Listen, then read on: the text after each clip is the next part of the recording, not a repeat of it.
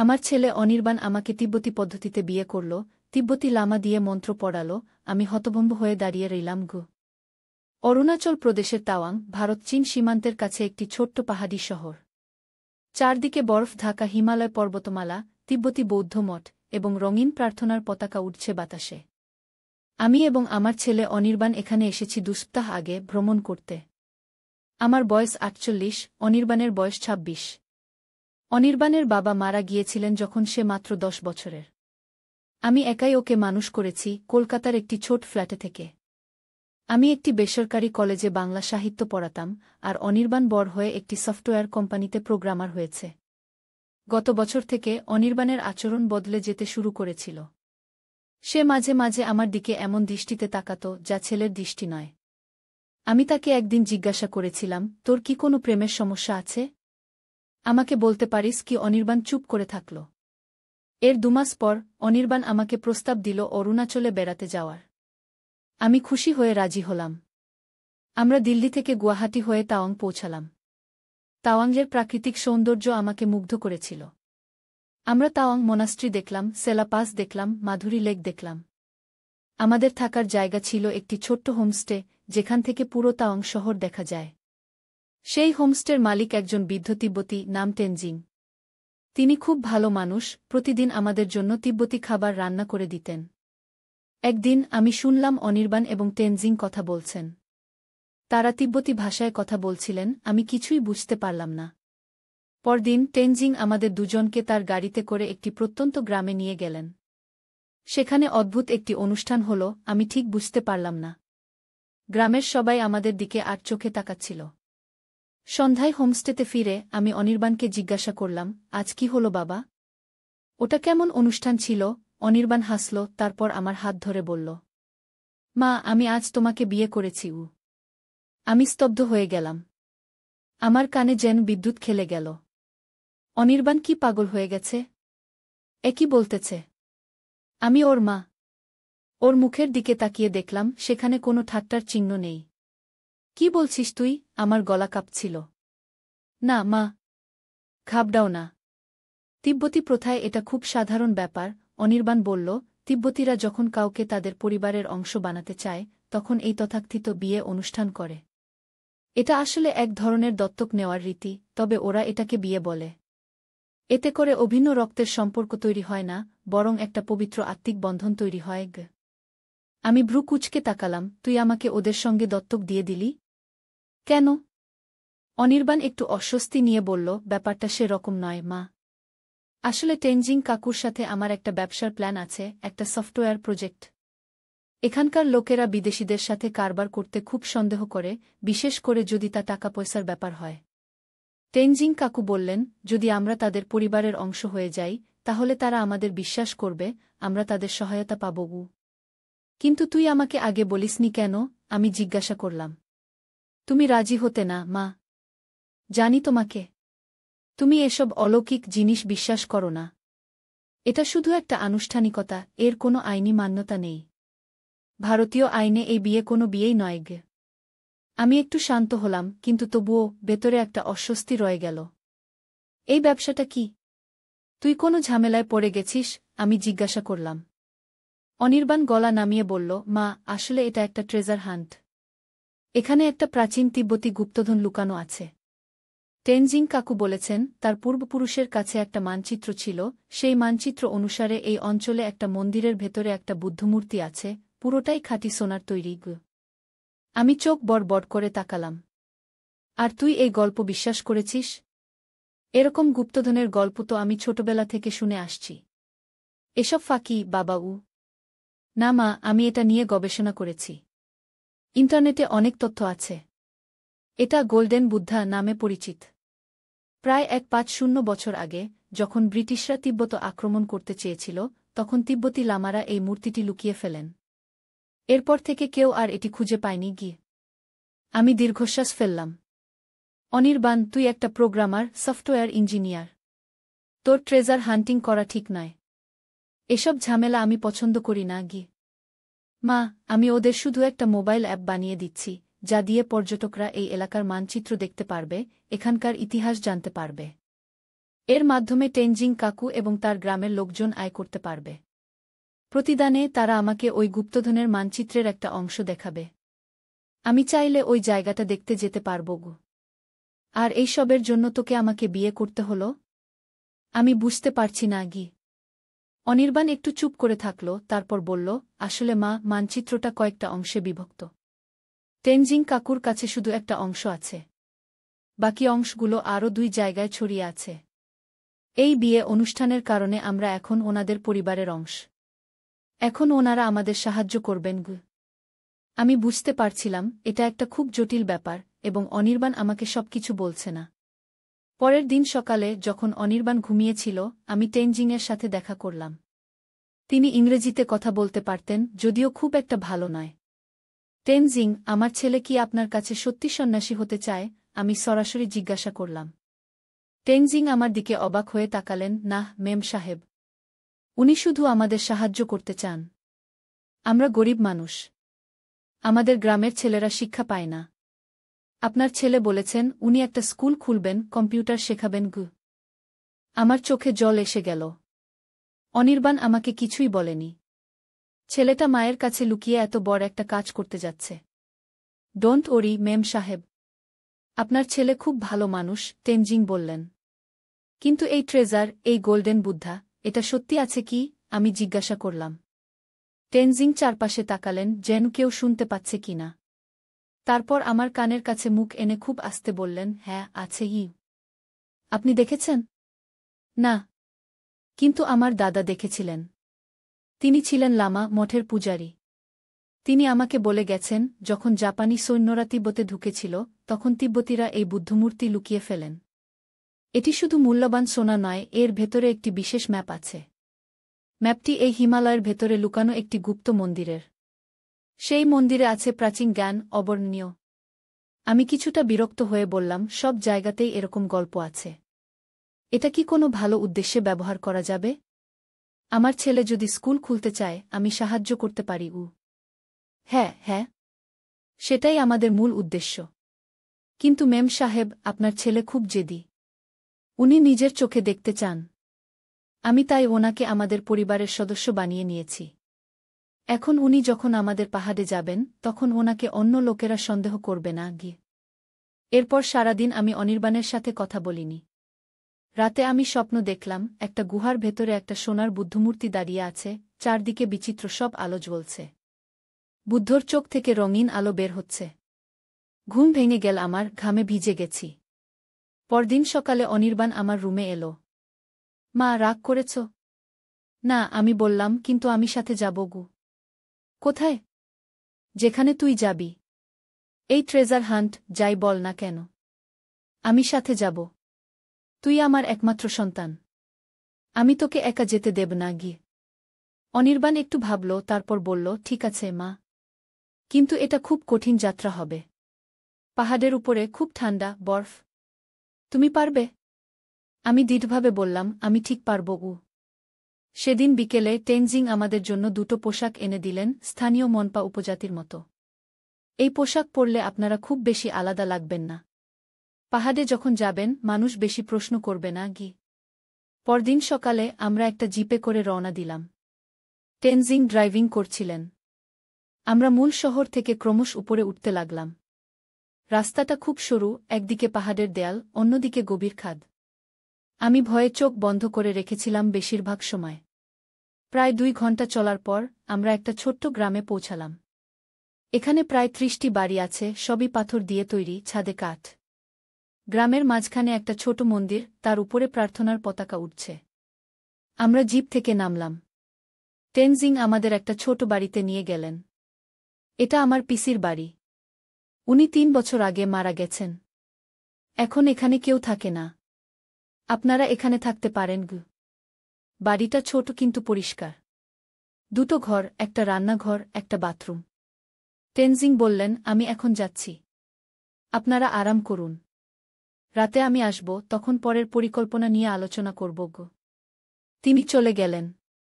অনির্বাণ তার ব্যাগ থেকে একটা ল্যাপটপ বের করল। এখানে নেটওয়ার্ক পাবি? আমি জিজ্ঞাসা করলাম। এখানে ওয়াইফাই নেই, কিন্তু আমার কাছে একটা স্যাটেলাইট ফোন আছে। আমি এটা থেকে হটস্পট বানাতে পারি। আমি টেনজিং কাকুর ভাইপোর কাছ থেকে কিনেছি। উনি ট্রেকিং গাইড পর্যটকদের জন্য। সে ল্যাপটপে কাজ করতে শুরু করল। আমি জানালা দিয়ে বাইরে তাকালাম। এখান থেকে পুরো উপত্যকা দেখা যায়, সবুজ পাইন গাছ আর দূরে বরফ থাকা পাহাড়। আশ্চর্য সুন্দর। কিন্তু আমার মনে একটা অজানা ভয় কাজ করছিল। বিকেলে অনির্বাণ আমাকে একটা ছোট্ট অ্যাপ দেখালো যেটা সে বানিয়েছে। এই দেখো মা, এই অ্যাপে এখানকার সব দর্শনীয় স্থান, মন্দির, মঠ এসব সম্পর্কে তথ্য আছে। পর্যটকরা যখন এখানে আসবে তখন এই অ্যাপ ব্যবহার করে ঘুরতে পারবে। খুব ভালো হয়েছে, আমি বললাম, কিন্তু আমরা আসলে এখানে কেন এসেছি বাবা? ওই গুপ্তধন সত্যিই কি আছে? অনির্বাণ একটু ইতস্তত করল, তারপর বলল, সত্যি কথা বলতে আমি নিজেও জানি না। কিন্তু টেনজিং কাকু সত্যিই বিশ্বাস করেন। আমার মনে হয় ওনার বিশ্বাসের সম্মান দেখানো উচিত। তারপর এই ঘটনা নিয়ে তুমি ছেলেদের একটা গল্প লিখতে পারবে মা। তোমার লেখা একটা অ্যাডভেঞ্চার স্টোরি। আমি হেসে ফেললাম। ওর মাথায় সবসময় কত কি চিন্তা থাকে। সন্ধ্যার দিকে টেনজিং ফিরে এলেন, সাথে একজন যুবক। ইনি দর্জি, আমার ভাগ্নে। ইনি আমাদের গাইড হবেন। দর্জি একটু আমাদের দিকে তাকালেন, তারপর টেনজিংকে কিছু বললেন তিব্বতী ভাষায়। টেনজিং ওনাকে ইংরেজিতে কথা বলতে বললেন। হ্যালো, দর্জি বললেন, আমি আপনাদের নিয়ে যাব। আপনারা কি কাল সকালে যেতে চান? আমরা এখান থেকে প্রায় 18 কিলোমিটার হাঁটব। সেখানে বমডিলা মঠের কাছে আমরা একজন লামার সাথে দেখা করব। 18 কিলোমিটার? আমি চমকে উঠলাম। এত পথ হাঁটতে হবে? দর্জি হাসলেন। হ্যাঁ, কিন্তু ভয় পাবেন না। আমরা আস্তে আস্তে যাব। আপনি পারবেন। সেই রাতে যখন সবাই ঘুমিয়ে পড়েছে আমি বাইরে গেলাম। আকাশে অসংখ্য তারা। এত তারা আমি আগে কোনোদিন দেখিনি। আমি ভাবছিলাম, অনির্বাণ আমাকে কি সব কিছু বলেছে? সে যেন কিছু লুকাচ্ছে। কিন্তু এটা কি? শুধু গুপ্তধন নাকি আরও কিছু? পরদিন সকালে আমরা সবাই তৈরি হয়ে রওনা দিলাম। আমি আর অনির্বাণ গরম জ্যাকেট পরেছি, ব্যাকপ্যাক নিয়েছি। দর্জি আমাদের আগে আগে হাঁটছে, তার হাতে একটা লাঠি। আমরা পাহাড়ের ঢাল বেয়ে উপরে উঠতে লাগলাম। রাস্তাটা খুব সরু, কোথাও এতই সরু যে একটা লোক মাত্র হাঁটতে পারে। একদিকে গভীর খাদ। এই জায়গাটা খুব বিপজ্জনক, আমি অনির্বাণকে বললাম। চিন্তা করো না মা। দর্জি দাদা খুব অভিজ্ঞ গাইড। ভয় নেই। প্রায় 4 ঘন্টা হাঁটার পর আমরা একটা ছোট্ট জলপ্রপাতের কাছে এসে থামলাম। জল খুব ঠান্ডা, বরফের মতো। আমরা জল খেলাম, একটু বিশ্রাম নিলাম। দর্জি দূরের দিকে ইশারা করে বললেন, ওখানে দেখুন, ওই পাহাড়ের চূড়ায়, ওটাই বমডিলা মঠ। আমরা প্রায় অর্ধেক পথ এসে গেছি। আমি অবাক হয়ে দেখলাম একটা ছোট্ট লাল রঙের মঠ পাহাড়ের চূড়ায়, যেন আকাশের কাছাকাছি। এত উপরে? দর্জি হাসলেন। তিব্বতী বৌদ্ধরা বিশ্বাস করেন, যত উঁচুতে মঠ তত ভগবানের কাছে গিয়ে। আমরা আবার হাঁটা শুরু করলাম। কিন্তু এবার রাস্তা আরও কঠিন। মাঝে মাঝে আমাদেরকে 4 হাতে পায়ে উঠতে হচ্ছিল। আমি ভয় পাচ্ছিলাম, কিন্তু দর্জি আমার হাত ধরে সাহায্য করলেন। এভাবে আরও 4 ঘন্টা হাঁটার পর আমরা বমডিলা মঠে পৌঁছালাম। এটা একটা ছোট্ট তিব্বতী বৌদ্ধ মঠ, লাল এবং সোনালি রঙের। চারপাশে রঙিন প্রার্থনার পতাকা উঠছে। এখান থেকে চারদিকের দৃশ্য অসাধারণ, পুরো হিমালয় পর্বতমালা দেখা যায়। মঠের দরজায় একজন বৃদ্ধ লামা দাঁড়িয়েছিলেন, হলুদ পোশাক পরা। দর্জি তার সাথে কথা বললেন, তারপর আমাদের ইঙ্গিত করলেন ভেতরে যেতে। ভেতরে নানা রকম বুদ্ধমূর্তি, মোমবাতি জ্বলছে, ধূপের গন্ধ। বৃদ্ধ লামা আমাদের একটা ছোট কক্ষে নিয়ে গেলেন। সেখানে একটা টেবিলে একটা প্রাচীন পুঁথি রাখা। লামা সেটা খুললেন, অনির্বাণ এবং দর্জি উৎসুক হয়ে সেটা দেখতে লাগলেন। আমি কিছুই বুঝতে পারছিলাম না। সবকিছু তিব্বতী ভাষা। এটা কি? আমি জিজ্ঞাসা করলাম। অনির্বাণ বলল, এটা একটা প্রাচীন মানচিত্র মা। এই অঞ্চলের। এর মধ্যে একটা রহস্যময় জায়গার সন্ধান আছে। লামা একটা জায়গা আঙুল দিয়ে দেখালেন, কিছু বললেন। দর্জি আমাদের বললেন, তিনি বলছেন এটা পবিত্র হ্রদ। এই হ্রদ আমাদের থেকে আর মাত্র 8 কিলোমিটার দূরে। কিন্তু এটা খুব গোপন জায়গা, সবাই যেতে পারে না। আমরা যেতে পারব? অনির্বাণ উৎসাহিত হয়ে জিজ্ঞাসা করল। দর্জি লামার সাথে আরও কিছু কথা বললেন, তারপর আমাদের জানালেন, হ্যাঁ, তিনি আমাদের অনুমতি দিয়েছেন। কিন্তু আমরা এখানে রাত কাটাব, কাল সকালে যাব। এখন বাইরে অন্ধকার হয়ে আসছে এবং সেই পথে রাতে যাওয়া বিপজ্জনক। সেই রাতে আমরা মঠে থাকলাম। শীতটা খুব বেশি ছিল, প্রায় -5 ডিগ্রি সেলসিয়াস। সবাই আমাদের কম্বল দিল, তবুও শীতে কাঁপছিলাম। মঠের ভেতরে কোনো বৈদ্যুতিক বাতি নেই, শুধু মোমবাতি। রাতে আমরা লামাদের সাথে বসে মন্ত্র উচ্চারণ শুনলাম, একটা অদ্ভুত শান্তি পেলাম। অনির্বাণ আমার পাশে শুয়ে বলল, মা, আমি জানি তুমি এই সফর নিয়ে খুব চিন্তিত। আসলে এটা সত্যিই একটা স্কুল প্রজেক্ট। আমি এখানে একটা স্কুল খুলতে চাই এবং ওই অ্যাপ বানিয়ে ট্যুরিজম বাড়াতে চাই। কিন্তু এই গোল্ডেন বুদ্ধার ব্যাপারটা আমাকেও চিন্তিত করছে। কেন? আমি জিজ্ঞাসা করলাম। টেনজিং কাকু বললেন তার দাদা এটা নিজে দেখেছিলেন। কিন্তু এটা খুব মূল্যবান জিনিস, অনেক লোক এটা খুঁজছে। এটা যদি সত্যিই থাকে তাহলে এটা সুরক্ষিত রাখা দরকার। পরদিন সকালে আমরা আবার রওনা দিলাম। এবার পথটা আরও কঠিন, আরও বিপজ্জনক। আমরা প্রায় 5 ঘন্টা হাঁটার পর একটা বরফ থাকা পাহাড়ের চূড়ায় পৌঁছালাম। সেখান থেকে নিচে তাকিয়ে দেখলাম একটা গভীর উপত্যকা, তার মাঝখানে একটা গোল হ্রদ, জল যেন বিশুদ্ধ স্ফটিক। ওই যে দর্জি ইশারা করে দেখালেন, ওটাই পবিত্র হ্রদ। তিব্বতীরা বিশ্বাস করেন এটার জলে স্নান করলে সব পাপ ধুয়ে যায়, জন্মমৃত্যুর চক্র থেকে মুক্তি মেলে। এখানে বুদ্ধমূর্তি আছে? অনির্বাণ জিজ্ঞাসা করল। সেটাই আমরা খুঁজতে এসেছি, দর্জি বললেন। প্রাচীন কিংবদন্তি অনুসারে বুদ্ধমূর্তিটি হ্রদের তীরে একটা গুহার ভেতরে লুকানো আছে। আমরা পাহাড় থেকে নেমে হ্রদের দিকে এগোতে লাগলাম। পথটা খুব পিচ্ছিল, সাবধানে নামতে হল।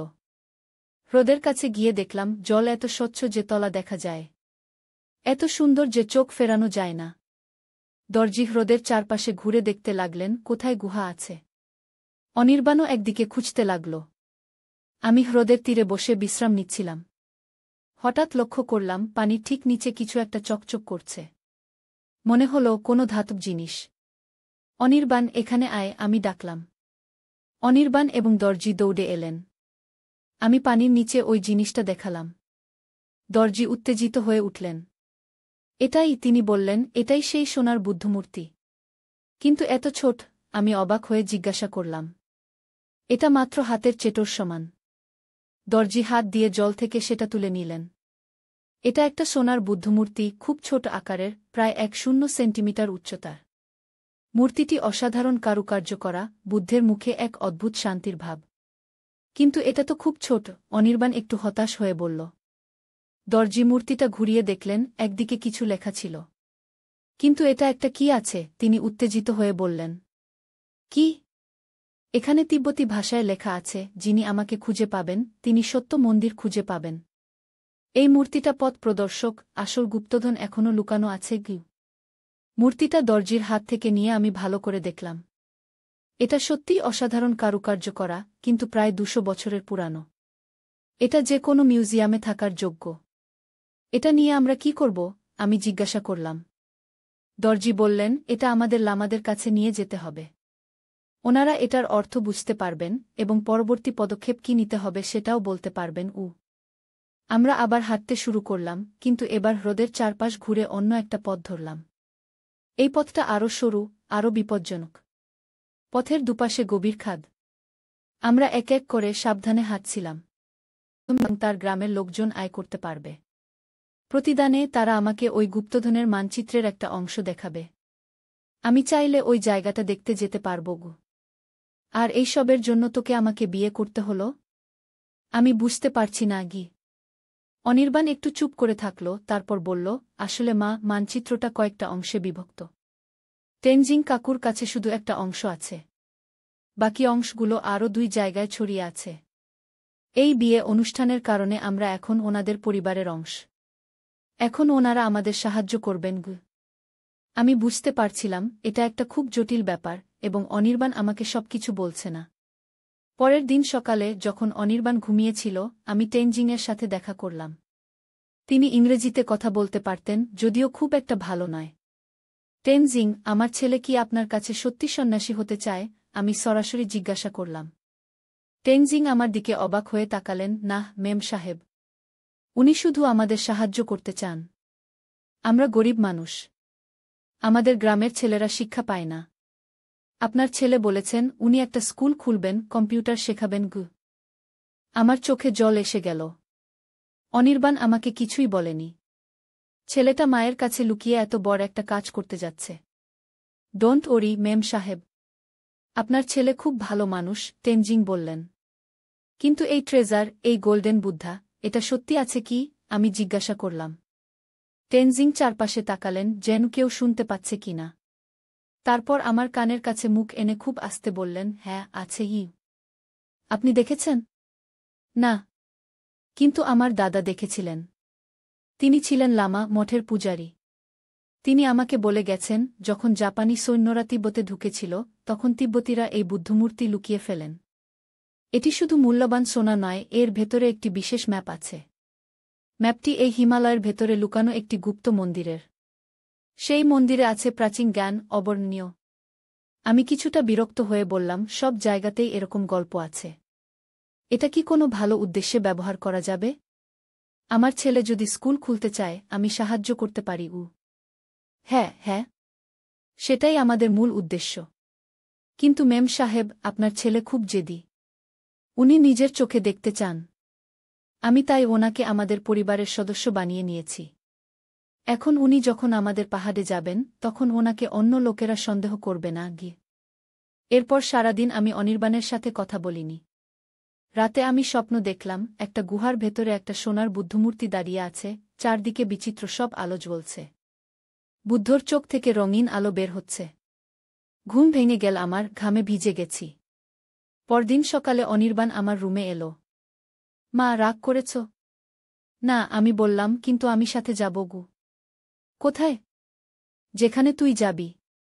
এই ট্রেজার হান্ট, যাই বল না কেন। আমি সাথে যাব। তুই আমার একমাত্র সন্তান। আমি তোকে একা যেতে দেব না। অনির্বাণ একটু ভাবল, তারপর বলল, ঠিক আছে মা। কিন্তু এটা খুব কঠিন যাত্রা হবে। পাহাড়ের উপরে খুব ঠান্ডা, বরফ। তুমি পারবে? আমি দৃঢ়ভাবে বললাম, আমি ঠিক পারব। সেদিন বিকেলে তেনজিং আমাদের জন্য দুটো পোশাক এনে দিলেন, স্থানীয় মনপা উপজাতির মতো। এই পোশাক পরলে আপনারা খুব বেশি আলাদা লাগবেন না। পাহাড়ে যখন যাবেন, মানুষ বেশি প্রশ্ন করবে না। পরদিন সকালে আমরা একটা জিপে করে রওনা দিলাম। তেনজিং ড্রাইভিং করছিলেন। আমরা মূল শহর থেকে ক্রমশ উপরে উঠতে লাগলাম। রাস্তাটা খুব সরু, একদিকে পাহাড়ের দেয়াল, অন্যদিকে গভীর খাদ। আমি ভয়ে চোখ বন্ধ করে রেখেছিলাম বেশিরভাগ সময়। প্রায় 2 ঘন্টা চলার পর আমরা একটা ছোট্ট গ্রামে পৌঁছালাম। এখানে প্রায় 30টি বাড়ি আছে, সবই পাথর দিয়ে তৈরি, ছাদে কাঠ। গ্রামের মাঝখানে একটা ছোট মন্দির, তার উপরে প্রার্থনার পতাকা উঠছে। আমরা জিপ থেকে নামলাম। তেনজিং আমাদের একটা ছোট বাড়িতে নিয়ে গেলেন। এটা আমার পিসির বাড়ি। উনি 3 বছর আগে মারা গেছেন। এখন এখানে কেউ থাকে না। আপনারা এখানে থাকতে পারেন। বাড়িটা ছোট কিন্তু পরিষ্কার। 2টো ঘর, একটা রান্নাঘর, একটা বাথরুম। তেনজিং বললেন, আমি এখন যাচ্ছি। আপনারা আরাম করুন। রাতে আমি আসব, তখন পরের পরিকল্পনা নিয়ে আলোচনা করব। তিনি চলে গেলেন। অনির্বাণ তার ব্যাগ থেকে একটা ল্যাপটপ বের করল। এখানে নেটওয়ার্ক পাবি? আমি জিজ্ঞাসা করলাম। এখানে ওয়াইফাই নেই, কিন্তু আমার কাছে একটা স্যাটেলাইট ফোন আছে। আমি এটা থেকে হটস্পট বানাতে পারি। আমি তেনজিং কাকুর ভাইপোর কাছ থেকে কিনেছি। উনি ট্রেকিং গাইড, পর্যটকদের জন্য। সে ল্যাপটপে কাজ করতে শুরু করল। আমি জানালা দিয়ে বাইরে তাকালাম। এখান থেকে পুরো উপত্যকা দেখা যায়, সবুজ পাইন গাছ আর দূরে বরফ থাকা পাহাড়। আশ্চর্য সুন্দর। কিন্তু আমার মনে একটা অজানা ভয় কাজ করছিল।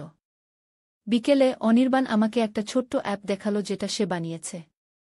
এই দেখো মা, এই অ্যাপে এখানকার সব দর্শনীয় স্থান, মন্দির, মঠ, এসব সম্পর্কে তথ্য আছে। পর্যটকরা যখন এখানে আসবে, তখন এই অ্যাপ ব্যবহার করে ঘুরতে পারবে।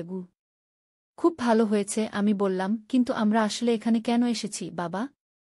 ওই গুপ্তধন সত্যিই কি আছে? অনির্বাণ একটু ইতস্তত করল, তারপর বলল, সত্যি কথা বলতে আমি নিজেও জানি না। কিন্তু তেনজিং কাকু সত্যিই বিশ্বাস করেন। আমার মনে হয় ওনার বিশ্বাসের সম্মান দেখানো উচিত। তারপর, এই ঘটনা নিয়ে তুমি ছেলেদের একটা গল্প লিখতে পারবে মা। তোমার লেখা একটা অ্যাডভেঞ্চার স্টোরি। আমি হেসে ফেললাম। ওর মাথায় সবসময় কত কি চিন্তা থাকে। সন্ধ্যার দিকে তেনজিং ফিরে এলেন, সাথে একজন যুবক। ইনি দর্জি, আমার ভাগ্নে।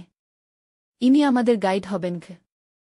দরজি একটু আমাদের দিকে তাকালেন, তারপর টেনজিংকে কিছু বললেন তিব্বতী ভাষায়। টেনজিং ওনাকে ইংরেজিতে কথা বলতে বললেন। হ্যালো, দরজি বললেন, আমি আপনাদের নিয়ে যাব। আপনারা কি কাল সকালে যেতে চান? আমরা এখান থেকে প্রায় 18 কিলোমিটার হাঁটব।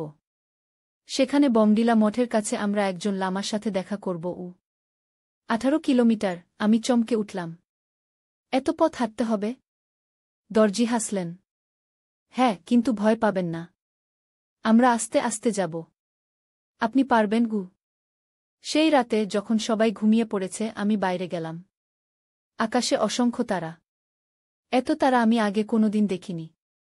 আমি ভাবছিলাম অনির্বাণ আমাকে কি সব কিছু বলেছে?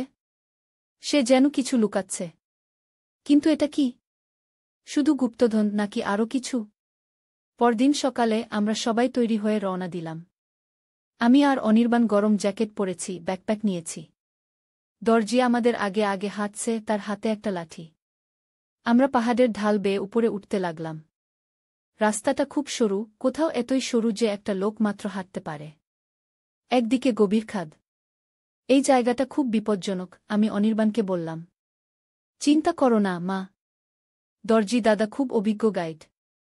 ভয় নেই গু। প্রায় 4 ঘন্টা হাঁটার পর আমরা একটা ছোট্ট জলপ্রপাতের কাছে এসে থামলাম। জল খুব ঠান্ডা, বরফের মতো।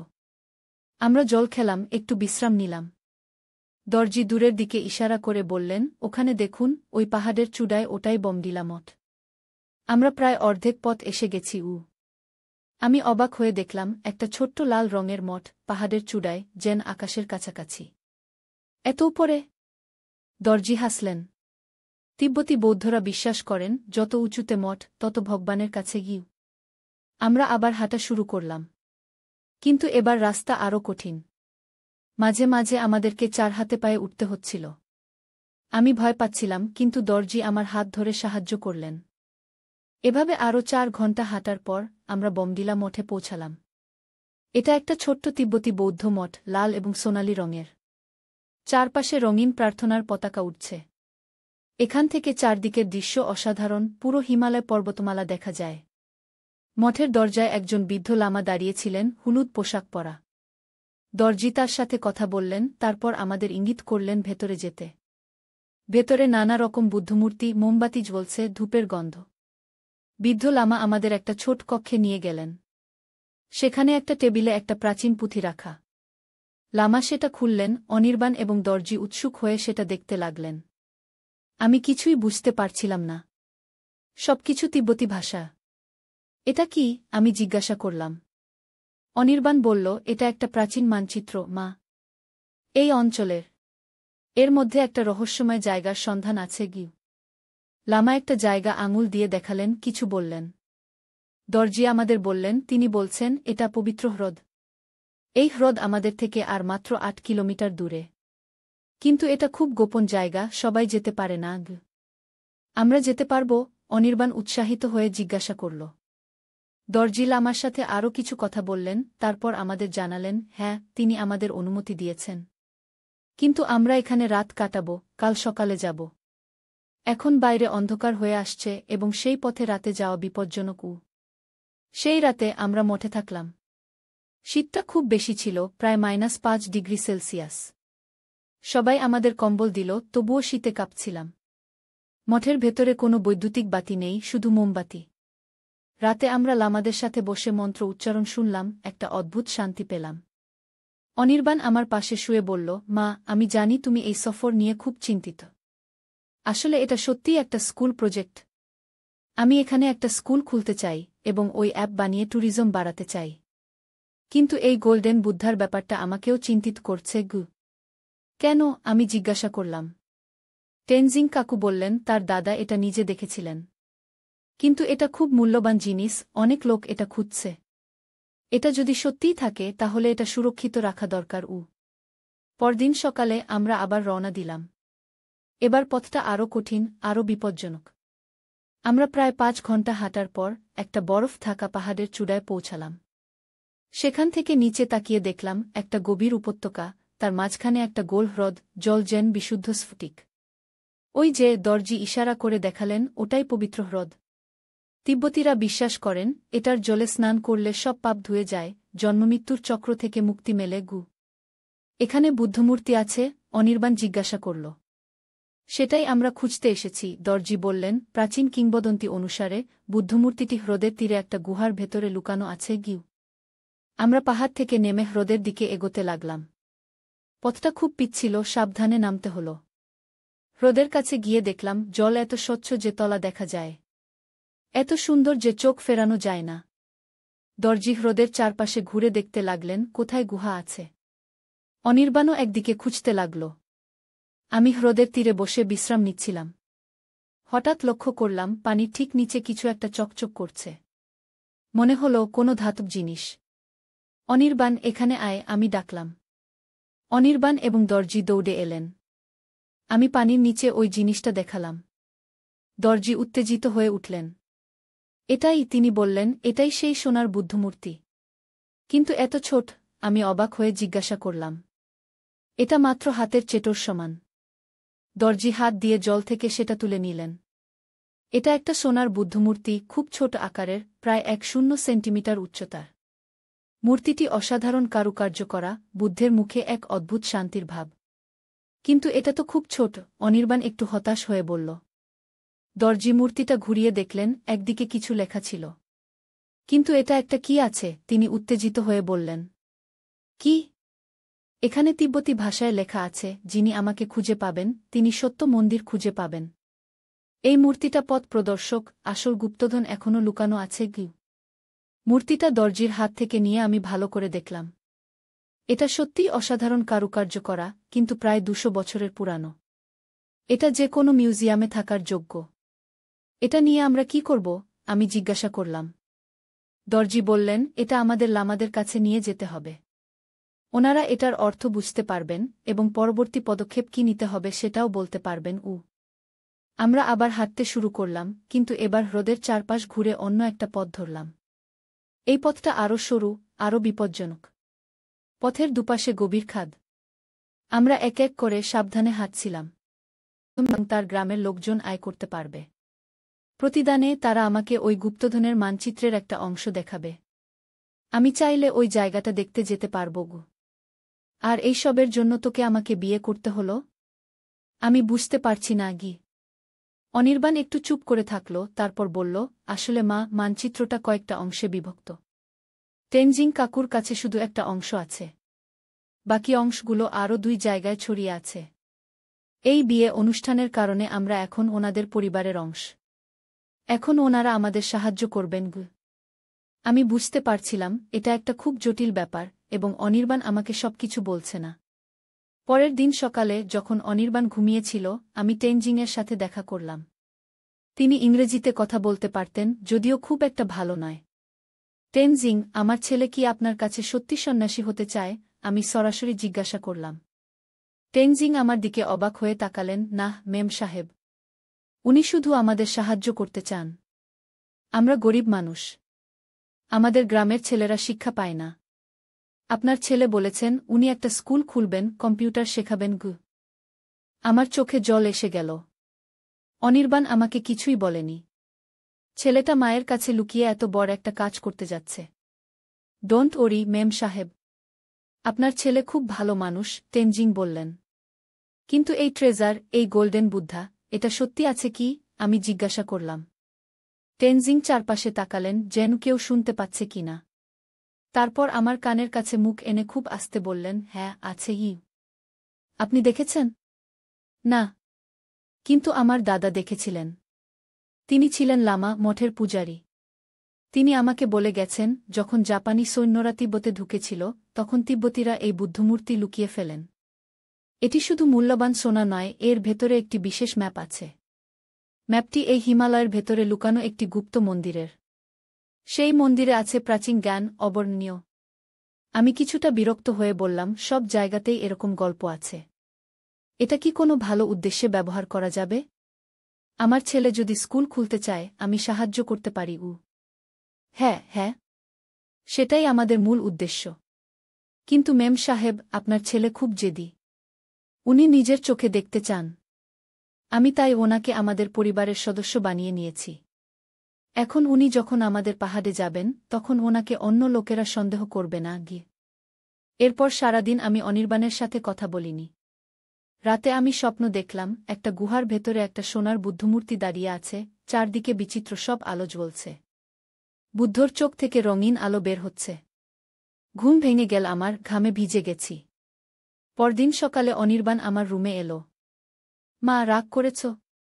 না, আমি বললাম, কিন্তু আমি সাথে যাব গু। কোথায়? যেখানে তুই যাবি। এই ট্রেজার হান্ট, যাই বল না কেন। আমি সাথে যাব। তুই আমার একমাত্র সন্তান। আমি তোকে একা যেতে দেব না গিয়ে। অনির্বাণ একটু ভাবল, তারপর বলল, ঠিক আছে মা। কিন্তু এটা খুব কঠিন যাত্রা হবে। পাহাড়ের উপরে খুব ঠান্ডা, বরফ। তুমি পারবে? আমি দৃঢ়ভাবে বললাম, আমি ঠিক পারব উ। সেদিন বিকেলে টেনজিং আমাদের জন্য দুটো পোশাক এনে দিলেন, স্থানীয় মনপা উপজাতির মতো। এই পোশাক পরলে আপনারা খুব বেশি আলাদা লাগবেন না। পাহাড়ে যখন যাবেন মানুষ বেশি প্রশ্ন করবে না গি। পরদিন সকালে আমরা একটা জিপে করে রওনা দিলাম। টেনজিং ড্রাইভিং করছিলেন। আমরা মূল শহর থেকে ক্রমশ উপরে উঠতে লাগলাম। রাস্তাটা খুব সরু, একদিকে পাহাড়ের দেয়াল, অন্যদিকে গভীর খাদ। আমি ভয়ে চোখ বন্ধ করে রেখেছিলাম বেশিরভাগ সময়। প্রায় 2 ঘন্টা চলার পর আমরা একটা ছোট্ট গ্রামে পৌঁছালাম। এখানে প্রায় 30টি বাড়ি আছে, সবই পাথর দিয়ে তৈরি, ছাদে কাঠ। গ্রামের মাঝখানে একটা ছোট মন্দির, তার উপরে প্রার্থনার পতাকা উঠছে। আমরা জিপ থেকে নামলাম। টেনজিং আমাদের একটা ছোট বাড়িতে নিয়ে গেলেন। এটা আমার পিসির বাড়ি। উনি 3 বছর আগে মারা গেছেন। এখন এখানে কেউ থাকে না। আপনারা এখানে থাকতে পারেন গু। বাড়িটা ছোট কিন্তু পরিষ্কার। 2টো ঘর, একটা রান্নাঘর, একটা বাথরুম। টেনজিং বললেন, আমি এখন যাচ্ছি। আপনারা আরাম করুন। রাতে আমি আসব, তখন পরের পরিকল্পনা নিয়ে আলোচনা করব গো। তিনি চলে গেলেন। অনির্বাণ তার ব্যাগ থেকে একটা ল্যাপটপ বের করল। এখানে নেটওয়ার্ক পাবি? আমি জিজ্ঞাসা করলাম। এখানে ওয়াইফাই নেই, কিন্তু আমার কাছে একটা স্যাটেলাইট ফোন আছে। আমি এটা থেকে হটস্পট বানাতে পারি। আমি টেনজিং কাকুর ভাইপোর কাছ থেকে কিনেছি। উনি ট্রেকিং গাইড, পর্যটকদের জন্য। সে ল্যাপটপে কাজ করতে শুরু করল। আমি জানালা দিয়ে বাইরে তাকালাম। এখান থেকে পুরো উপত্যকা দেখা যায়, সবুজ পাইন গাছ আর দূরে বরফ থাকা পাহাড়। আশ্চর্য সুন্দর। কিন্তু আমার মনে একটা অজানা ভয় কাজ করছিল। বিকেলে অনির্বাণ আমাকে একটা ছোট্ট অ্যাপ দেখালো যেটা সে বানিয়েছে। এই দেখো মা, এই অ্যাপে এখানকার সব দর্শনীয় স্থান, মন্দির, মঠ, এসব সম্পর্কে তথ্য আছে। পর্যটকরা যখন এখানে আসবে তখন এই অ্যাপ ব্যবহার করে ঘুরতে পারবে গু। খুব ভালো হয়েছে, আমি বললাম, কিন্তু আমরা আসলে এখানে কেন এসেছি বাবা? ওই গুপ্তধন সত্যিই কি আছে? অনির্বাণ একটু ইতস্তত করল, তারপর বলল, সত্যি কথা বলতে আমি নিজেও জানি না। কিন্তু টেনজিং কাকু সত্যিই বিশ্বাস করেন। আমার মনে হয় ওনার বিশ্বাসের সম্মান দেখানো উচিত। তারপর এই ঘটনা নিয়ে তুমি ছেলেদের একটা গল্প লিখতে পারবে মা। তোমার লেখা একটা অ্যাডভেঞ্চার স্টোরি গি। আমি হেসে ফেললাম। ওর মাথায় সবসময় কত কি চিন্তা থাকে। সন্ধ্যার দিকে টেনজিং ফিরে এলেন, সাথে একজন যুবক। ইনি দর্জি, আমার ভাগ্নে। ইনি আমাদের গাইড হবেন ঘ। দর্জি একটু আমাদের দিকে তাকালেন, তারপর টেনজিংকে কিছু বললেন তিব্বতী ভাষায়। টেনজিং ওনাকে ইংরেজিতে কথা বলতে বললেন। হ্যালো, দর্জি বললেন, আমি আপনাদের নিয়ে যাব। আপনারা কি কাল সকালে যেতে চান? আমরা এখান থেকে প্রায় 18 কিলোমিটার হাঁটব। সেখানে বমডিলা মঠের কাছে আমরা একজন লামার সাথে দেখা করব। 18 কিলোমিটার? আমি চমকে উঠলাম। এত পথ হাঁটতে হবে? দর্জি হাসলেন। হ্যাঁ, কিন্তু ভয় পাবেন না। আমরা আস্তে আস্তে যাব। আপনি পারবেন গু। সেই রাতে যখন সবাই ঘুমিয়ে পড়েছে আমি বাইরে গেলাম। আকাশে অসংখ্য তারা। এত তারা আমি আগে কোনোদিন দেখিনি। আমি ভাবছিলাম, অনির্বাণ আমাকে কি সব কিছু বলেছে? সে যেন কিছু লুকাচ্ছে। কিন্তু এটা কি? শুধু গুপ্তধন নাকি আরও কিছু? পরদিন সকালে আমরা সবাই তৈরি হয়ে রওনা দিলাম। আমি আর অনির্বাণ গরম জ্যাকেট পরেছি, ব্যাকপ্যাক নিয়েছি। দর্জি আমাদের আগে আগে হাঁটছে, তার হাতে একটা লাঠি। আমরা পাহাড়ের ঢাল বেয়ে উপরে উঠতে লাগলাম। রাস্তাটা খুব সরু, কোথাও এতই সরু যে একটা লোক মাত্র হাঁটতে পারে। একদিকে গভীর খাদ। এই জায়গাটা খুব বিপজ্জনক, আমি অনির্বাণকে বললাম। চিন্তা করো না, মা। দরজি দাদা খুব অভিজ্ঞ গাইড। ভয় নেই গু। প্রায় 4 ঘণ্টা হাঁটার পর আমরা একটা ছোট্ট জলপ্রপাতের কাছে এসে থামলাম। জল খুব ঠান্ডা, বরফের মতো। আমরা জল খেলাম, একটু বিশ্রাম নিলাম। দরজি দূরের দিকে ইশারা করে বললেন, ওখানে দেখুন, ওই পাহাড়ের চূড়ায়, ওটাই বমডিলা মঠ। আমরা প্রায় অর্ধেক পথ এসে গেছি। আমি অবাক হয়ে দেখলাম একটা ছোট্ট লাল রঙের মঠ পাহাড়ের চূড়ায়, যেন আকাশের কাছাকাছি। এত উপরে? দরজি হাসলেন। তিব্বতী বৌদ্ধরা বিশ্বাস করেন, যত উঁচুতে মঠ তত ভগবানের কাছে গিয়ে। আমরা আবার হাঁটা শুরু করলাম। কিন্তু এবার রাস্তা আরও কঠিন। মাঝে মাঝে আমাদেরকে 4 হাতে পায়ে উঠতে হচ্ছিল। আমি ভয় পাচ্ছিলাম, কিন্তু দরজি আমার হাত ধরে সাহায্য করলেন। এভাবে আরও 4 ঘণ্টা হাঁটার পর আমরা বমডিলা মঠে পৌঁছালাম। এটা একটা ছোট্ট তিব্বতী বৌদ্ধ মঠ, লাল এবং সোনালি রঙের। চারপাশে রঙিন প্রার্থনার পতাকা উঠছে। এখান থেকে চারদিকের দৃশ্য অসাধারণ, পুরো হিমালয় পর্বতমালা দেখা যায়। মঠের দরজায় একজন বৃদ্ধ লামা দাঁড়িয়েছিলেন, হলুদ পোশাক পরা। দরজি তার সাথে কথা বললেন, তারপর আমাদের ইঙ্গিত করলেন ভেতরে যেতে। ভেতরে নানা রকম বুদ্ধমূর্তি, মোমবাতি জ্বলছে, ধূপের গন্ধ। বৃদ্ধ লামা আমাদের একটা ছোট কক্ষে নিয়ে গেলেন। সেখানে একটা টেবিলে একটা প্রাচীন পুঁথি রাখা। লামা সেটা খুললেন, অনির্বাণ এবং দরজি উৎসুক হয়ে সেটা দেখতে লাগলেন। আমি কিছুই বুঝতে পারছিলাম না। সবকিছু তিব্বতী ভাষা। এটা কি? আমি জিজ্ঞাসা করলাম। অনির্বাণ বলল, এটা একটা প্রাচীন মানচিত্র, মা। এই অঞ্চলের। এর মধ্যে একটা রহস্যময় জায়গার সন্ধান আছে গি। লামা একটা জায়গা আঙুল দিয়ে দেখালেন, কিছু বললেন। দরজি আমাদের বললেন, তিনি বলছেন, এটা পবিত্র হ্রদ। এই হ্রদ আমাদের থেকে আর মাত্র 8 কিলোমিটার দূরে। কিন্তু এটা খুব গোপন জায়গা, সবাই যেতে পারে না। আমরা যেতে পারব? অনির্বাণ উৎসাহিত হয়ে জিজ্ঞাসা করল। দরজি লামার সাথে আরও কিছু কথা বললেন, তারপর আমাদের জানালেন, হ্যাঁ, তিনি আমাদের অনুমতি দিয়েছেন। কিন্তু আমরা এখানে রাত কাটাব, কাল সকালে যাব। এখন বাইরে অন্ধকার হয়ে আসছে এবং সেই পথে রাতে যাওয়া বিপজ্জনক। সেই রাতে আমরা মঠে থাকলাম।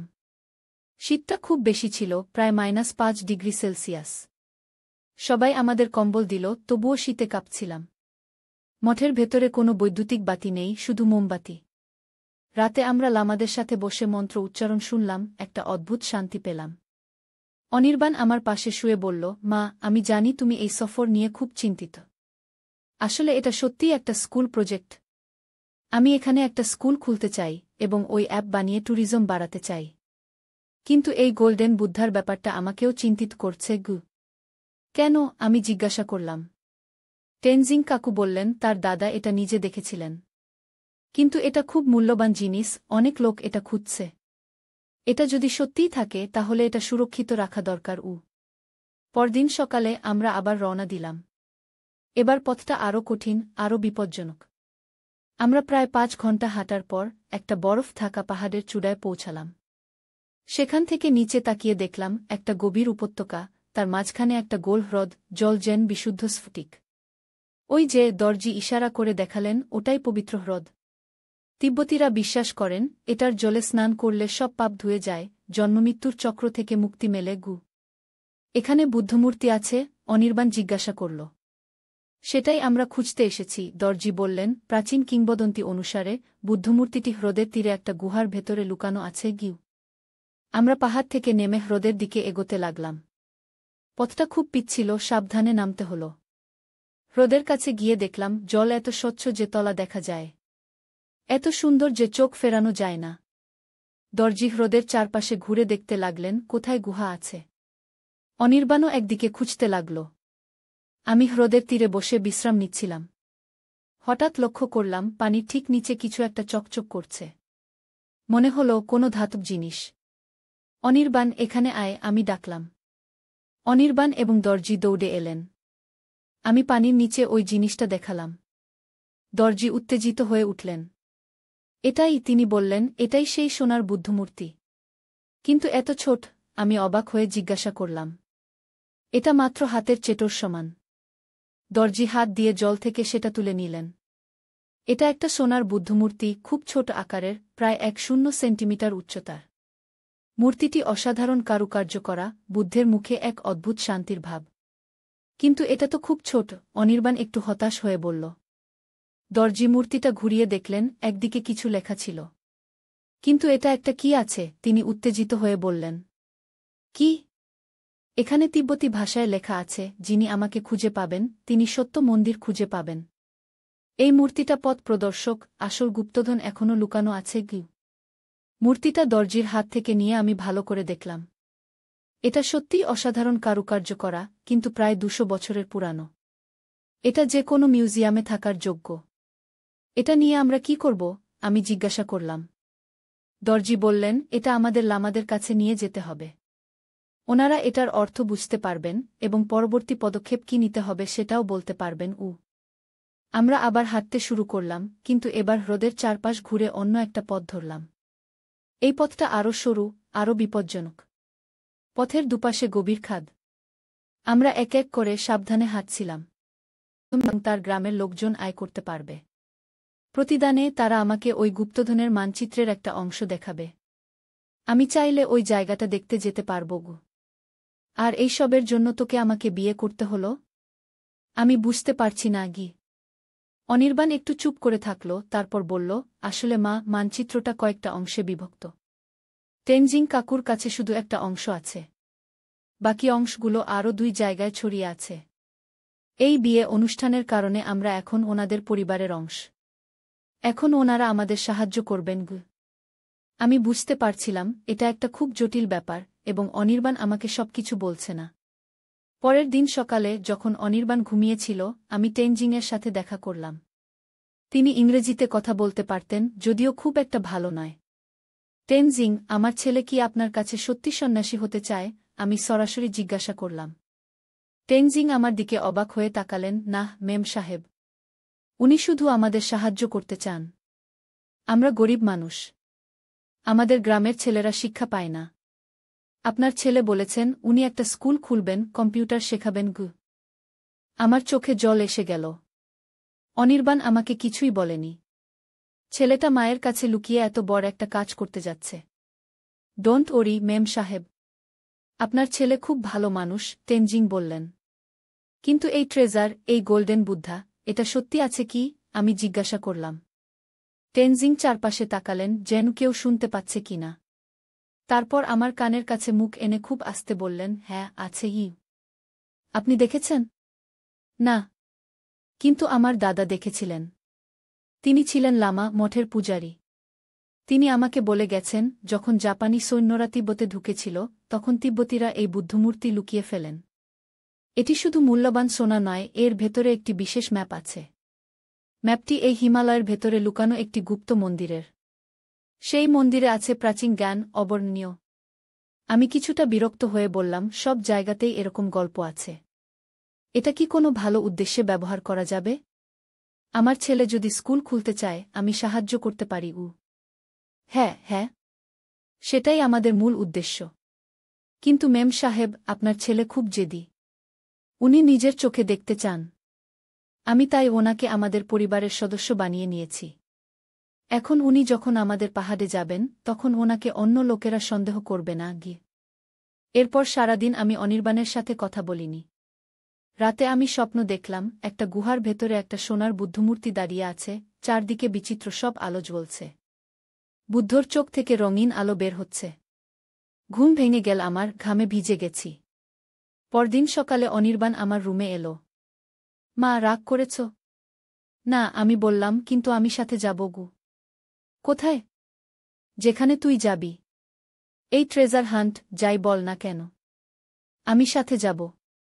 তুই আমার একমাত্র সন্তান। আমি তোকে একা যেতে দেব না। অনির্বাণ একটু ভাবল, তারপর বলল, ঠিক আছে মা। কিন্তু এটা খুব কঠিন যাত্রা হবে। পাহাড়ের উপরে খুব ঠান্ডা, বরফ। তুমি পারবে? আমি দৃঢ়ভাবে বললাম, আমি ঠিক পারব। সেদিন বিকেলে তেনজিং আমাদের জন্য 2টো পোশাক এনে দিলেন, স্থানীয় মনপা উপজাতির মতো। এই পোশাক পরলে আপনারা খুব বেশি আলাদা লাগবেন না। পাহাড়ে যখন যাবেন, মানুষ বেশি প্রশ্ন করবে না। পরদিন সকালে আমরা একটা জিপে করে রওনা দিলাম। তেনজিং ড্রাইভিং করছিলেন। আমরা মূল শহর থেকে ক্রমশ উপরে উঠতে লাগলাম। রাস্তাটা খুব সরু, একদিকে পাহাড়ের দেয়াল, অন্যদিকে গভীর খাদ। আমি ভয়ে চোখ বন্ধ করে রেখেছিলাম বেশিরভাগ সময়। প্রায় 2 ঘন্টা চলার পর আমরা একটা ছোট্ট গ্রামে পৌঁছালাম। এখানে প্রায় 30টি বাড়ি আছে, সবই পাথর দিয়ে তৈরি, ছাদে কাঠ। গ্রামের মাঝখানে একটা ছোট মন্দির, তার উপরে প্রার্থনার পতাকা উঠছে। আমরা জিপ থেকে নামলাম। টেনজিং আমাদের একটা ছোট বাড়িতে নিয়ে গেলেন। এটা আমার পিসির বাড়ি। উনি 3 বছর আগে মারা গেছেন। এখন এখানে কেউ থাকে না। আপনারা এখানে থাকতে পারেন গু। বাড়িটা ছোট কিন্তু পরিষ্কার। 2টো ঘর, একটা রান্নাঘর, একটা বাথরুম। টেনজিং বললেন, আমি এখন যাচ্ছি। আপনারা আরাম করুন। রাতে আমি আসব, তখন পরের পরিকল্পনা নিয়ে আলোচনা করব গো। তিনি চলে গেলেন। অনির্বাণ তার ব্যাগ থেকে একটা ল্যাপটপ বের করল। এখানে নেটওয়ার্ক পাবি? আমি জিজ্ঞাসা করলাম। এখানে ওয়াইফাই নেই, কিন্তু আমার কাছে একটা স্যাটেলাইট ফোন আছে। আমি এটা থেকে হটস্পট বানাতে পারি। আমি টেনজিং কাকুর ভাইপোর কাছ থেকে কিনেছি। উনি ট্রেকিং গাইড, পর্যটকদের জন্য। সে ল্যাপটপে কাজ করতে শুরু করল। আমি জানালা দিয়ে বাইরে তাকালাম। এখান থেকে পুরো উপত্যকা দেখা যায়, সবুজ পাইন গাছ আর দূরে বরফ থাকা পাহাড়। আশ্চর্য সুন্দর। কিন্তু আমার মনে একটা অজানা ভয় কাজ করছিল। বিকেলে অনির্বাণ আমাকে একটা ছোট্ট অ্যাপ দেখালো, যেটা সে বানিয়েছে। এই দেখো মা, এই অ্যাপে এখানকার সব দর্শনীয় স্থান, মন্দির, মঠ, এসব সম্পর্কে তথ্য আছে। পর্যটকরা যখন এখানে আসবে তখন এই অ্যাপ ব্যবহার করে ঘুরতে পারবে গু। খুব ভালো হয়েছে, আমি বললাম, কিন্তু আমরা আসলে এখানে কেন এসেছি বাবা? ওই গুপ্তধন সত্যিই কি আছে? অনির্বাণ একটু ইতস্তত করল, তারপর বলল, সত্যি কথা বলতে আমি নিজেও জানি না। কিন্তু টেনজিং কাকু সত্যিই বিশ্বাস করেন। আমার মনে হয় ওনার বিশ্বাসের সম্মান দেখানো উচিত। তারপর, এই ঘটনা নিয়ে তুমি ছেলেদের একটা গল্প লিখতে পারবে মা। তোমার লেখা একটা অ্যাডভেঞ্চার স্টোরি গু। আমি হেসে ফেললাম। ওর মাথায় সবসময় কত কি চিন্তা থাকে। সন্ধ্যার দিকে টেনজিং ফিরে এলেন, সাথে একজন যুবক। ইনি দর্জি, আমার ভাগ্নে। ইনি আমাদের গাইড হবেন ঘ। দর্জি একটু আমাদের দিকে তাকালেন, তারপর টেনজিংকে কিছু বললেন তিব্বতী ভাষায়। টেনজিং ওনাকে ইংরেজিতে কথা বলতে বললেন। হ্যালো, দর্জি বললেন, আমি আপনাদের নিয়ে যাব। আপনারা কি কাল সকালে যেতে চান? আমরা এখান থেকে প্রায় 18 কিলোমিটার হাঁটব। সেখানে বমডিলা মঠের কাছে আমরা একজন লামার সাথে দেখা করব। 18 কিলোমিটার? আমি চমকে উঠলাম। এত পথ হাঁটতে হবে? দর্জি হাসলেন। হ্যাঁ, কিন্তু ভয় পাবেন না। আমরা আস্তে আস্তে যাব। আপনি পারবেন গু। সেই রাতে যখন সবাই ঘুমিয়ে পড়েছে আমি বাইরে গেলাম। আকাশে অসংখ্য তারা। এত তারা আমি আগে কোনোদিন দেখিনি। আমি ভাবছিলাম, অনির্বাণ আমাকে কি সব কিছু বলেছে? সে যেন কিছু লুকাচ্ছে। কিন্তু এটা কি? শুধু গুপ্তধন নাকি আরও কিছু? পরদিন সকালে আমরা সবাই তৈরি হয়ে রওনা দিলাম। আমি আর অনির্বাণ গরম জ্যাকেট পরেছি, ব্যাকপ্যাক নিয়েছি। দর্জি আমাদের আগে আগে হাঁটছে, তার হাতে একটা লাঠি। আমরা পাহাড়ের ঢাল বেয়ে উপরে উঠতে লাগলাম। রাস্তাটা খুব সরু, কোথাও এতই সরু যে একটা লোক মাত্র হাঁটতে পারে। একদিকে গভীর খাদ। এই জায়গাটা খুব বিপজ্জনক, আমি অনির্বাণকে বললাম। চিন্তা করো না মা। দর্জি দাদা খুব অভিজ্ঞ গাইড। ভয় নেই গু। প্রায় 4 ঘন্টা হাঁটার পর আমরা একটা ছোট্ট জলপ্রপাতের কাছে এসে থামলাম। জল খুব ঠান্ডা, বরফের মতো। আমরা জল খেলাম, একটু বিশ্রাম নিলাম। দর্জি দূরের দিকে ইশারা করে বললেন, ওখানে দেখুন, ওই পাহাড়ের চূড়ায়, ওটাই বমডিলা মঠ। আমরা প্রায় অর্ধেক পথ এসে গেছি। আমি অবাক হয়ে দেখলাম, একটা ছোট্ট লাল রঙের মঠ, পাহাড়ের চূড়ায়, যেন আকাশের কাছাকাছি। এত উপরে? দর্জি হাসলেন। তিব্বতী বৌদ্ধরা বিশ্বাস করেন, যত উঁচুতে মঠ, তত ভগবানের কাছে গিয়ে। আমরা আবার হাঁটা শুরু করলাম। কিন্তু এবার রাস্তা আরও কঠিন। মাঝে মাঝে আমাদেরকে 4 হাতে পায়ে উঠতে হচ্ছিল। আমি ভয় পাচ্ছিলাম, কিন্তু দর্জি আমার হাত ধরে সাহায্য করলেন। এভাবে আরও 4 ঘন্টা হাঁটার পর আমরা বমডিলা মঠে পৌঁছালাম। এটা একটা ছোট্ট তিব্বতী বৌদ্ধ মঠ, লাল এবং সোনালি রঙের। চারপাশে রঙিন প্রার্থনার পতাকা উঠছে। এখান থেকে চারদিকের দৃশ্য অসাধারণ, পুরো হিমালয় পর্বতমালা দেখা যায়। মঠের দরজায় একজন বৃদ্ধ লামা দাঁড়িয়েছিলেন, হলুদ পোশাক পরা। দরজি তার সাথে কথা বললেন, তারপর আমাদের ইঙ্গিত করলেন ভেতরে যেতে। ভেতরে নানা রকম বুদ্ধমূর্তি, মোমবাতি জ্বলছে, ধূপের গন্ধ। বৃদ্ধ লামা আমাদের একটা ছোট কক্ষে নিয়ে গেলেন। সেখানে একটা টেবিলে একটা প্রাচীন পুঁথি রাখা।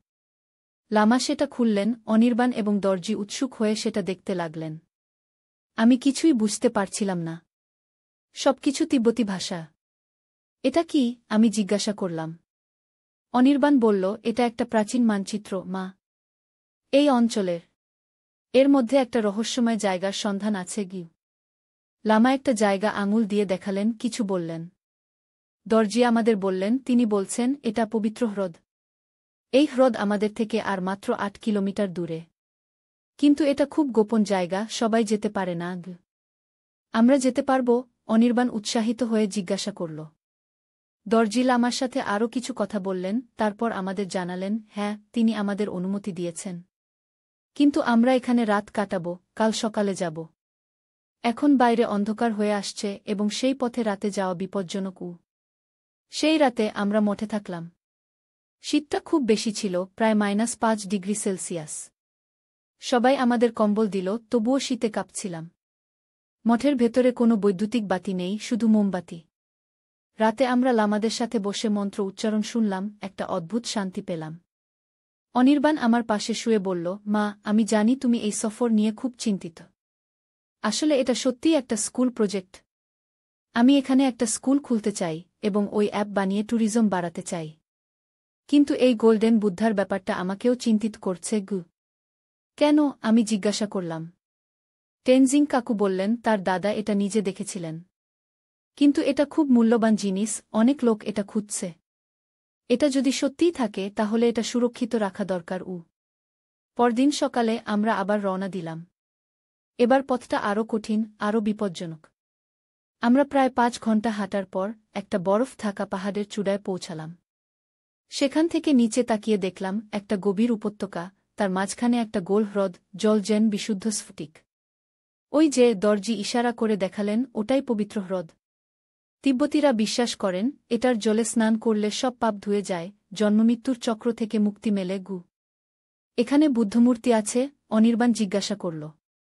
সেটাই আমরা খুঁজতে এসেছি, দরজি বললেন। প্রাচীন কিংবদন্তি অনুসারে বুদ্ধমূর্তিটি হ্রদের তীরে একটা গুহার ভেতরে লুকানো আছে। আমরা পাহাড় থেকে নেমে হ্রদের দিকে এগোতে লাগলাম। পথটা খুব পিচ্ছিল, সাবধানে নামতে হল। হ্রদের কাছে গিয়ে দেখলাম জল এত স্বচ্ছ যে তলা দেখা যায়। এত সুন্দর যে চোখ ফেরানো যায় না। দরজি হ্রদের চারপাশে ঘুরে দেখতে লাগলেন কোথায় গুহা আছে। অনির্বাণও একদিকে খুঁজতে লাগল। আমি হ্রদের তীরে বসে বিশ্রাম নিচ্ছিলাম। হঠাৎ লক্ষ্য করলাম পানির ঠিক নিচে কিছু একটা চকচক করছে। মনে হল কোনো ধাতব জিনিস। অনির্বাণ, এখানে আয়, আমি ডাকলাম। অনির্বাণ এবং দরজি দৌড়ে এলেন। আমি পানির নিচে ওই জিনিসটা দেখালাম। দরজি উত্তেজিত হয়ে উঠলেন। এটাই, তিনি বললেন, এটাই সেই সোনার বুদ্ধমূর্তি। কিন্তু এত ছোট। আমি অবাক হয়ে জিজ্ঞাসা করলাম। এটা মাত্র হাতের চেটোর সমান। দরজি হাত দিয়ে জল থেকে সেটা তুলে নিলেন।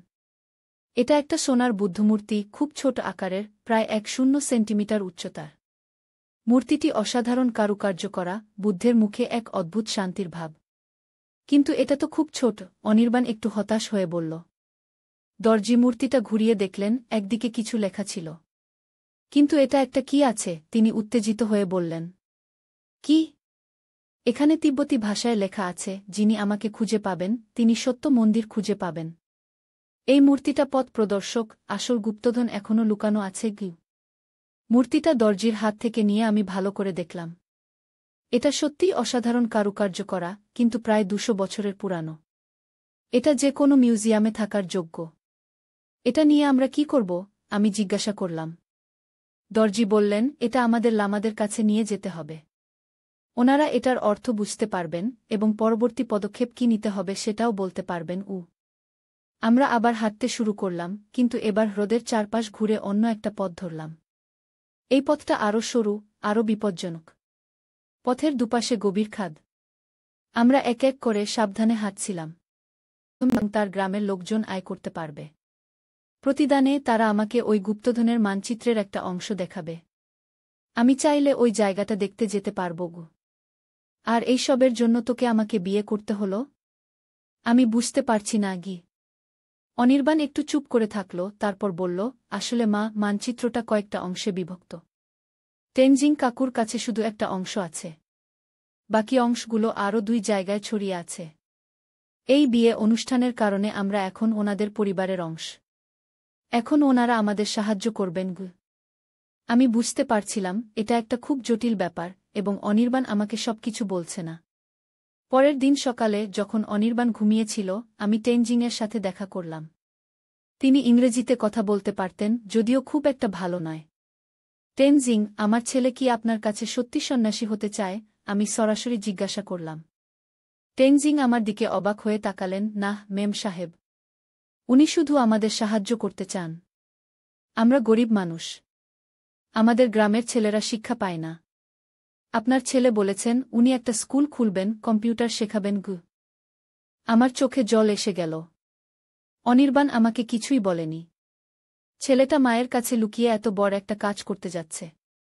ডোন্ট ওরি মেম সাহেব, আপনার ছেলে খুব ভালো মানুষ, তেনজিং বললেন। কিন্তু এই ট্রেজার, এই গোল্ডেন বুদ্ধা, এটা সত্যি আছে কি? আমি জিজ্ঞাসা করলাম। তেনজিং চারপাশে তাকালেন, যেন কেউ শুনতে পাচ্ছে কিনা। তারপর আমার কানের কাছে মুখ এনে খুব আস্তে বললেন, হ্যাঁ আছে। আপনি দেখেছেন? না, কিন্তু আমার দাদা দেখেছিলেন। তিনি ছিলেন লামা মঠের পূজারী।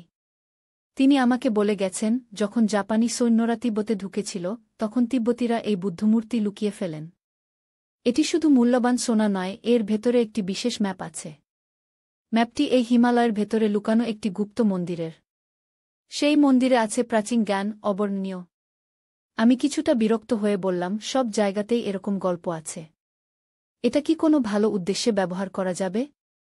আমার ছেলে যদি স্কুল খুলতে চায়, আমি সাহায্য করতে পারি। হ্যাঁ হ্যাঁ, সেটাই আমাদের মূল উদ্দেশ্য। কিন্তু মেম সাহেব, আপনার ছেলে খুব জেদি। উনি নিজের চোখে দেখতে চান। আমি তাই ওনাকে আমাদের পরিবারের সদস্য বানিয়ে নিয়েছি। এখন উনি যখন আমাদের পাহাড়ে যাবেন, তখন ওনাকে অন্য লোকেরা সন্দেহ করবে না গিয়ে। এরপর সারাদিন আমি অনির্বাণের সাথে কথা বলিনি। রাতে আমি স্বপ্ন দেখলাম, একটা গুহার ভেতরে একটা সোনার বুদ্ধমূর্তি দাঁড়িয়ে আছে, চারদিকে বিচিত্র সব আলো জ্বলছে। বুদ্ধর চোখ থেকে রঙিন আলো বের হচ্ছে। ঘুম ভেঙে গেল আমার, ঘামে ভিজে গেছি। পরদিন সকালে অনির্বাণ আমার রুমে এলো। মা, রাগ করেছ? না, আমি বললাম, কিন্তু আমি সাথে যাব গু। কোথায়? যেখানে তুই যাবি। এই ট্রেজার হান্ট, যাই বল না কেন। আমি সাথে যাব। তুই আমার একমাত্র সন্তান। আমি তোকে একা যেতে দেব না গিয়ে। অনির্বাণ একটু ভাবল, তারপর বলল, ঠিক আছে মা। কিন্তু এটা খুব কঠিন যাত্রা হবে। পাহাড়ের উপরে খুব ঠান্ডা, বরফ। তুমি পারবে? আমি দৃঢ়ভাবে বললাম, আমি ঠিক পারব উ। সেদিন বিকেলে তেনজিং আমাদের জন্য 2টো পোশাক এনে দিলেন, স্থানীয় মনপা উপজাতির মতো। এই পোশাক পরলে আপনারা খুব বেশি আলাদা লাগবেন না। পাহাড়ে যখন যাবেন, মানুষ বেশি প্রশ্ন করবে না গি। পরদিন সকালে আমরা একটা জিপে করে রওনা দিলাম। তেনজিং ড্রাইভিং করছিলেন। আমরা মূল শহর থেকে ক্রমশ উপরে উঠতে লাগলাম।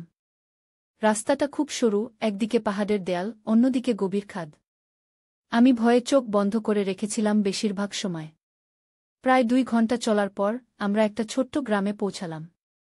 এখানে প্রায় 30টি বাড়ি আছে, সবই পাথর দিয়ে তৈরি, ছাদে কাঠ। গ্রামের মাঝখানে একটা ছোট মন্দির, তার উপরে প্রার্থনার পতাকা উঠছে। আমরা জিপ থেকে নামলাম। তেনজিং আমাদের একটা ছোট বাড়িতে নিয়ে গেলেন।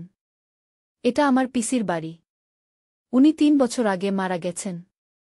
এখন এখানে কেউ থাকে না। আপনারা এখানে থাকতে পারেন গু। বাড়িটা ছোট কিন্তু পরিষ্কার। 2টো ঘর, একটা রান্নাঘর, একটা বাথরুম। তেনজিং বললেন, আমি এখন যাচ্ছি। আপনারা আরাম করুন। রাতে আমি আসব, তখন পরের পরিকল্পনা নিয়ে আলোচনা করব গো। তিনি চলে গেলেন। অনির্বাণ তার ব্যাগ থেকে একটা ল্যাপটপ বের করল। এখানে নেটওয়ার্ক পাবি? আমি জিজ্ঞাসা করলাম। এখানে ওয়াইফাই নেই, কিন্তু আমার কাছে একটা স্যাটেলাইট ফোন আছে। আমি এটা থেকে হটস্পট বানাতে পারি। আমি তেনজিং কাকুর ভাইপোর কাছ থেকে কিনেছি। উনি ট্রেকিং গাইড, পর্যটকদের জন্য। সে ল্যাপটপে কাজ করতে শুরু করল। আমি জানালা দিয়ে বাইরে তাকালাম। এখান থেকে পুরো উপত্যকা দেখা যায়, সবুজ পাইন গাছ আর দূরে বরফ থাকা পাহাড়। আশ্চর্য সুন্দর। কিন্তু আমার মনে একটা অজানা ভয় কাজ করছিল। বিকেলে অনির্বাণ আমাকে একটা ছোট্ট অ্যাপ দেখালো যেটা সে বানিয়েছে। এই দেখো মা, এই অ্যাপে এখানকার সব দর্শনীয় স্থান, মন্দির, মঠ এসব সম্পর্কে তথ্য আছে। পর্যটকরা যখন এখানে আসবে তখন এই অ্যাপ ব্যবহার করে ঘুরতে পারবে। খুব ভালো হয়েছে, আমি বললাম, কিন্তু আমরা আসলে এখানে কেন এসেছি বাবা? ওই গুপ্তধন সত্যিই কি আছে? অনির্বাণ একটু ইতস্তত করল, তারপর বলল, সত্যি কথা বলতে আমি নিজেও জানি না। কিন্তু টেনজিং কাকু সত্যিই বিশ্বাস করেন। আমার মনে হয় ওনার বিশ্বাসের সম্মান দেখানো উচিত। তারপর এই ঘটনা নিয়ে তুমি ছেলেদের একটা গল্প লিখতে পারবে মা। তোমার লেখা একটা অ্যাডভেঞ্চার স্টোরি। আমি হেসে ফেললাম। ওর মাথায় সবসময় কত কি চিন্তা থাকে। সন্ধ্যার দিকে টেনজিং ফিরে এলেন, সাথে একজন যুবক। ইনি দর্জি, আমার ভাগ্নে। ইনি আমাদের গাইড হবেন। দর্জি একটু আমাদের দিকে তাকালেন, তারপর টেনজিংকে কিছু বললেন তিব্বতী ভাষায়। টেনজিং ওনাকে ইংরেজিতে কথা বলতে বললেন। হ্যালো, দর্জি বললেন, আমি আপনাদের নিয়ে যাব। আপনারা কি কাল সকালে যেতে চান? আমরা এখান থেকে প্রায় 18 কিলোমিটার হাঁটব। সেখানে বমডিলা মঠের কাছে আমরা একজন লামার সাথে দেখা করব। 18 কিলোমিটার? আমি চমকে উঠলাম। এত পথ হাঁটতে হবে? দর্জি হাসলেন। হ্যাঁ, কিন্তু ভয় পাবেন না। আমরা আস্তে আস্তে যাব। আপনি পারবেন। সেই রাতে যখন সবাই ঘুমিয়ে পড়েছে আমি বাইরে গেলাম। আকাশে অসংখ্য তারা। এত তারা আমি আগে কোনোদিন দেখিনি। আমি ভাবছিলাম অনির্বাণ আমাকে কি সব কিছু বলেছে? সে যেন কিছু লুকাচ্ছে। কিন্তু এটা কি? শুধু গুপ্তধন নাকি আরও কিছু? পরদিন সকালে আমরা সবাই তৈরি হয়ে রওনা দিলাম। আমি আর অনির্বাণ গরম জ্যাকেট পরেছি, ব্যাকপ্যাক নিয়েছি। দর্জি আমাদের আগে আগে হাঁটছে, তার হাতে একটা লাঠি।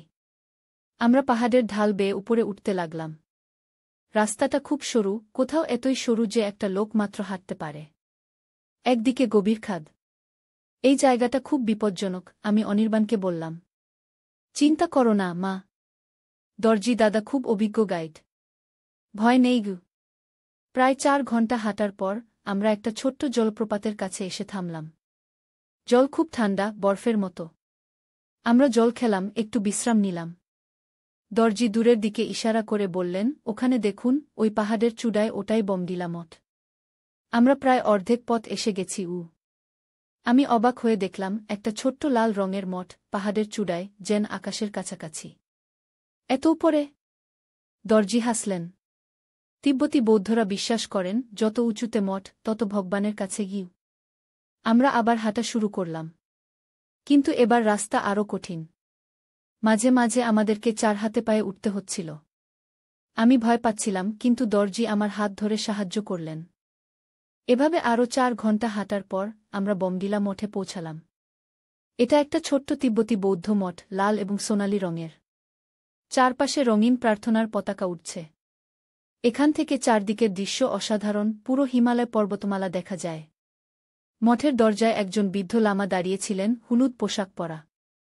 দর্জি তার সাথে কথা বললেন, তারপর আমাদের ইঙ্গিত করলেন ভেতরে যেতে। ভেতরে নানা রকম বুদ্ধমূর্তি, মোমবাতি জ্বলছে, ধূপের গন্ধ। বৃদ্ধ লামা আমাদের একটা ছোট কক্ষে নিয়ে গেলেন। সেখানে একটা টেবিলে একটা প্রাচীন পুঁথি রাখা। লামা সেটা খুললেন, অনির্বাণ এবং দর্জি উৎসুক হয়ে সেটা দেখতে লাগলেন। আমি কিছুই বুঝতে পারছিলাম না। সবকিছু তিব্বতী ভাষা। এটা কি? আমি জিজ্ঞাসা করলাম। অনির্বাণ বলল, এটা একটা প্রাচীন মানচিত্র মা। এই অঞ্চলের। এর মধ্যে একটা রহস্যময় জায়গার সন্ধান আছে। লামা একটা জায়গা আঙুল দিয়ে দেখালেন, কিছু বললেন। দর্জি আমাদের বললেন, তিনি বলছেন এটা পবিত্র হ্রদ। এই হ্রদ আমাদের থেকে আর মাত্র 8 কিলোমিটার দূরে। কিন্তু এটা খুব গোপন জায়গা, সবাই যেতে পারে না। আমরা যেতে পারব? অনির্বাণ উৎসাহিত হয়ে জিজ্ঞাসা করল। দর্জি লামার সাথে আরও কিছু কথা বললেন, তারপর আমাদের জানালেন, হ্যাঁ, তিনি আমাদের অনুমতি দিয়েছেন। কিন্তু আমরা এখানে রাত কাটাব, কাল সকালে যাব। এখন বাইরে অন্ধকার হয়ে আসছে এবং সেই পথে রাতে যাওয়া বিপজ্জনক।